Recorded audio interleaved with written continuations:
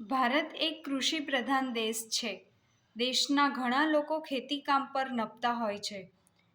તેઓ ખેતીકામ સમયે વિવિધ ઓજારોનો ઉપયોગ કરતા હોય છે, જેમાં દાતરડું એ સૌથી વધારે વપરાતું ઓજાર છે.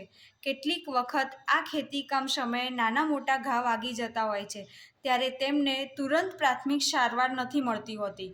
તેથી તેઓ પારંપરિક પદ્ધતિ જેવી કે ઘા પર માટી લગાડવી, જેથી રુધિર વહેતું અટકાવી શકાય. પરંતુ તે એ જાણતા નથી કે માટીમાં સૌથી વધારે ટીટસના બેક્ટેરિયા રહેલા છે, જેને કારણે લોહીના ગંભીર રોગો જેવા કે સિકલ સેલ એનિમિયા, જેમાં લાલ રક્તકણનો આકાર સામાન્ય રીતે ગોળ હોય છે, આ ગોળ આકારને બદલે દાંતરડા જેવો થઈ જાય છે, જેના કારણે લોહીનો પ્રવાહ અવરોધાય છે અને કેટલાક કેસમાં માણસ મૃત્યુ પણ પામી શકે છે. તો આવી બીમારી અટકાવવા માટે પરંપરાગત દાંતરડાના હાથો એવો બનાવવામાં આવે કે જેના હાથાના પાછળના ભાગમાં આપણે પ્રાથમિક સારવાર મેળવી શકાય તેવી કીટનો ઉપયોગ કરી શકીએ.